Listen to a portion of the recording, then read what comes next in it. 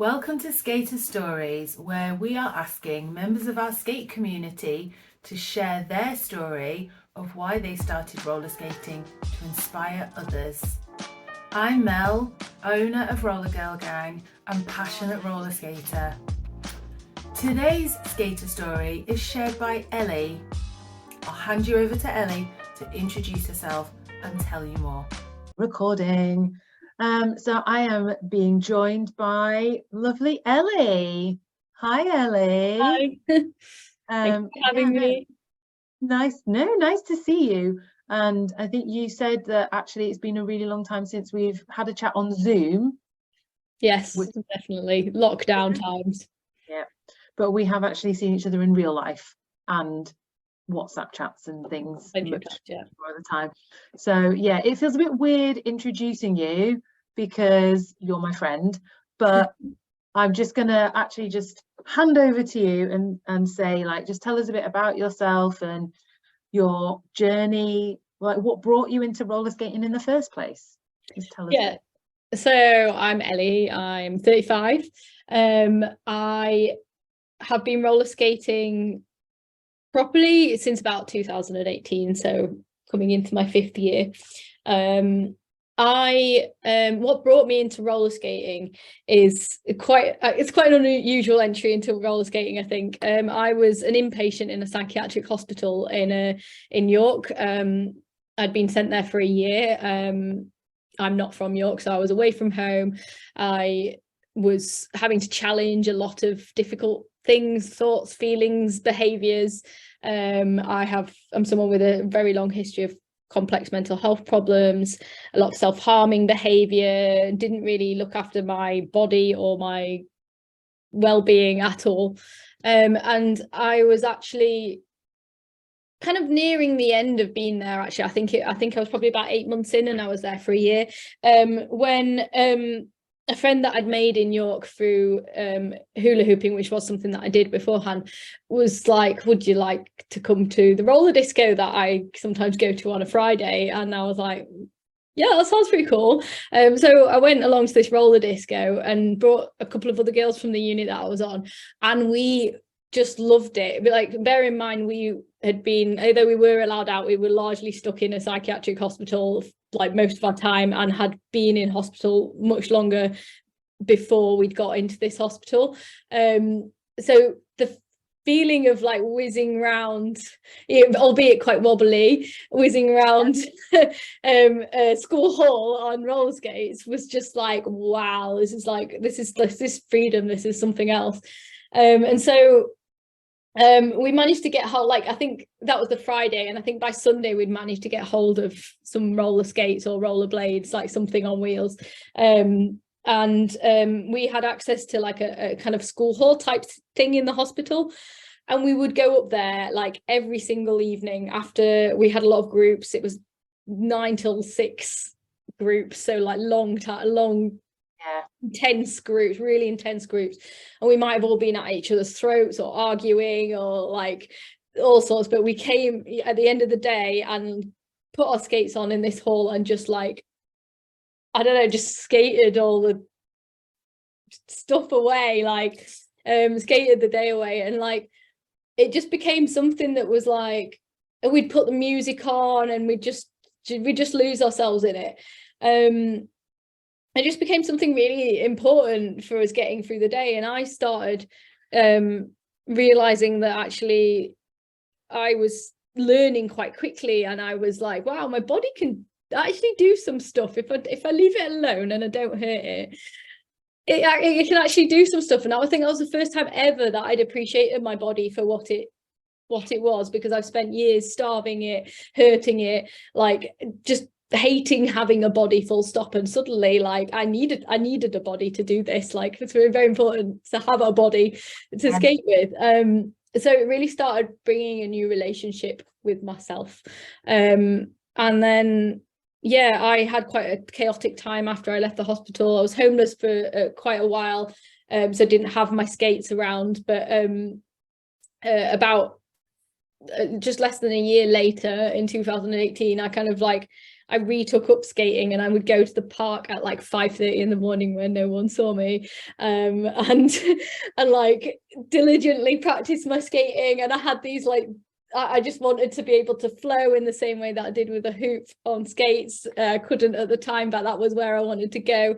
And then I kind of was quite sad because I didn't have anyone to skate with in Sheffield, where I'm from, because I skated with people in York, and I was trying to find people to skate with, and I came across at the time Chicks in Bowls, Yorkshire, and some of them invited me along to the skate park, which I'd never considered as a place I would ever go in my lifetime. And from day one, I was absolutely hooked. This is what I needed.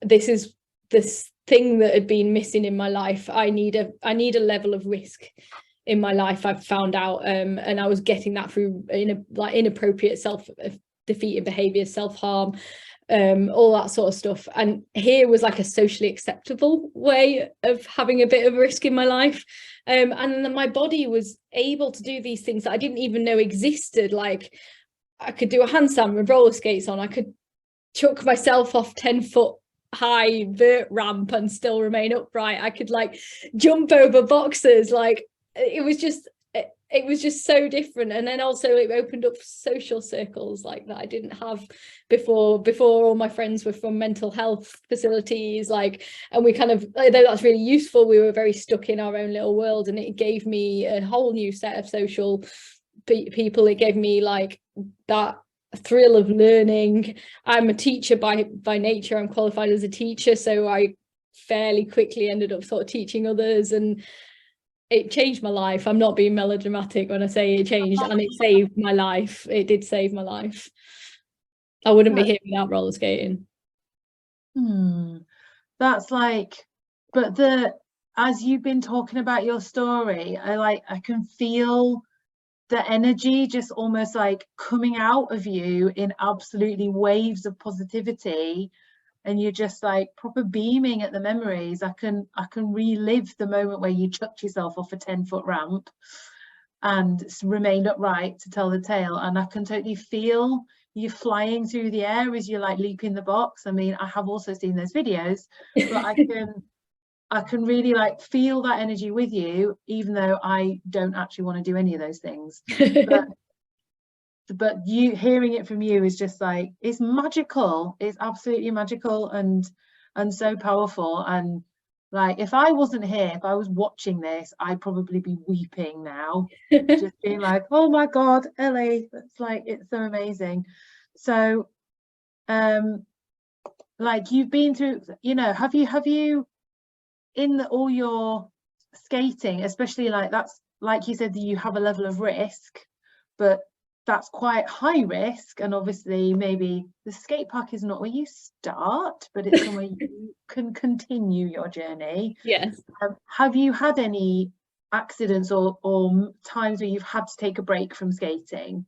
Yeah, like I've had a couple of near misses. Like fortunately, fingers crossed, touch wood, I haven't had any major accidents, but I've sprained stuff. I've had bruises that cover my whole thigh. I have concussed myself once with a helmet on, so please do wear your helmet in the skate park, because that was with a helmet on. So I have had some things, and they've all meant that I maybe needed to take a step back for however long. But also I do still have ongoing mental health problems, and they can have that can have an effect on my ability to like function day to day, to get out places, and because I particularly at the moment it's relevant for me, I have an eating disorder as well, and I've been quite physically unwell for the past year or so, and particularly towards the tail end of 2022 I've been really unwell. And before, I've really sort of put a lot of pressure on myself, I think as well, because skating does offer me so much, and I kind of see it as a way that I do keep myself safe and on track in my life. It makes me really anxious to not be doing it, but actually like, and so I will push to keep skating when I maybe shouldn't be skating, or feeling pressure maybe to be involved in like running events or keeping the skate scene going when actually I'm not able to keep myself going.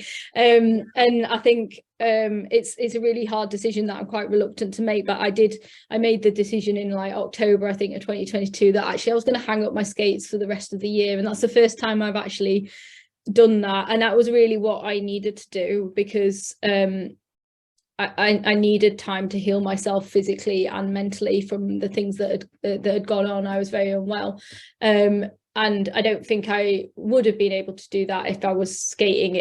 The stuff had gone beyond skating being a helpful factor in that, and actually it was just a way I was kind of punishing myself a little bit, maybe like exercising when I hadn't eaten, and things like that. And I think I've had some periods as well of maybe a bit of disillusionment with the skate community, finding that very stressful, and I just needed to take time away from it, and that was really hard to do. And I didn't think I'd be able to do it because I haven't been able to do it previously, but I am actually really glad that I have. And it's interesting actually having this conversation now, because we talked about before we started recording that I haven't actually skated for quite a while now. How's this going to be? And actually what I'm finding is I'm still really enthusiastic about skating.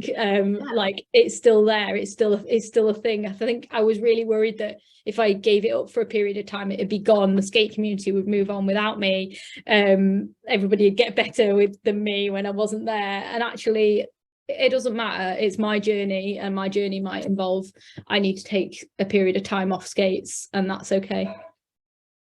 Yes. And like you having that level of self-awareness is incredible, but I do see you as a very self-aware person, even if you might struggle with things that from a day-to-day. I think everybody does, but actually I think you've got a higher level of self-awareness than a lot of people have. But thank you so much for sharing that. I think this is something that I see. I wouldn't wish my mental health problems or what's happened to me on my worst enemy, but on the one hand, I'm grateful in one sense, because it has allowed me to have to spend time getting to know myself and understand myself, and and therefore I do have more self-awareness maybe than your average person who hasn't had to struggle with that. It still doesn't mean having that self-awareness means that everything goes away and everything's perfect. That's not the case, but I think I do really value being able to have that, and I think that's helpful on the skating journey as well, to be able to take a step back sometimes and look at where you are and why you're doing this, and are you being pressured from the wrong thing, that sort of thing. Yeah, definitely, because actually it's especially because you're somebody who was skating and you started, like, as you say, before the pandemic in 2018. So that would mean that come 2020, especially like in the summer when we had really lovely weather and skating was starting to see its first kind of boom, people look to people within their city who are already doing what they want to do, and kind of start coming to you for advice or support, or like how can, and then it's like, right, well, let's try and structure this somehow. How can we create support networks for newer people and help them through? And because you have got that, like, the teaching background, you're wanting to make sure that we do this properly. Let's make sure we actually build from the bottom and support them all the way up. So I can totally relate to when you're forced to make a decision, like, I have to step away from this now, almost having that moment of, oh my God, but if I leave, like, where is my place? Is when you maybe have had your identity defined by, well, I help people through this. If I don't have that anymore, where am I? Yeah, I think that's been a really difficult thing. Like, I was one of only a handful. I could count on one hand the amount of skaters there were in Sheffield pre-pandemic, and skate park skaters even less. And then suddenly to be in the summer of 2020 and there's like 100 odd people on the Facebook group we created, and then in 2021 there'd been 400 people on that group, and yeah, people looked at me as someone who had been there, knew what I was doing, knew about skates, could give advice and stuff like that. And although I enjoy doing that, it did bring along a pressure that was starting to take away a little bit maybe from my own skating journey. And I think that although I'm so grateful that we've got this like skate community now and it's much bigger and the people I met are fab and there's more stuff going on and I love it, I think it has been really important for me to take this step away that I have done just now, to A, see that it can carry on without me, and B, separate my own journey from the journey of the city as a whole. Yeah, that's the point. That's a really huge thing to notice, because rather than continuing and maybe eventually ending up resentful, that you're like, well, I'm helping people, but actually what am I getting in return, and sort of almost seeing it as transactional. You're like, this isn't for me right now, I need to prioritize my health, so I'm just stepping back. And then you can enjoy other people's progress still from afar, but step back into it in a way that you feel comfortable. Like right for you, right? I've been off social media for a while as well, because I needed to do that in terms of not getting FOMO and stuff like that.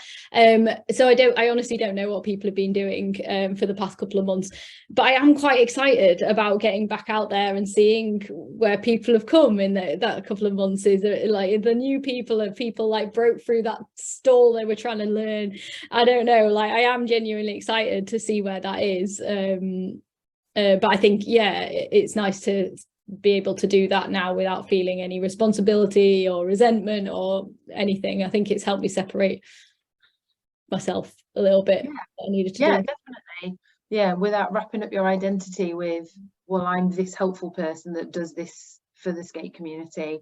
And I think like your story is probably slightly different to other people who I know that I'm chatting to, because I know I'm talking to a lot of people who are quite early in their roller skate journey. So it's people who've started like this side of the pandemic, or they've had a long gap and they've returned to it, and so they're kind of coming back into it very enthusiastic, very invigorated, but they're not in a position where they can necessarily offer a whole community like the level of support that you have been doing. So I'm glad you're here. Very glad you're here. I'm very glad that you've shared like your story as candidly as you have, and like, thank you, Ellie. I'm just very grateful. I'm very grateful for you. Thank you. It's been great to talk about it. I know. And so would you have advice for someone who's like starting now? Is there any advice that you would give them, or a pitfall that you think they should avoid, or something they should definitely try? I think remembering this is your journey. This is not anyone else's journey. This is not about getting the best pair of skates you can and all the accessories. It's not about hitting that particular trick that you see on Instagram.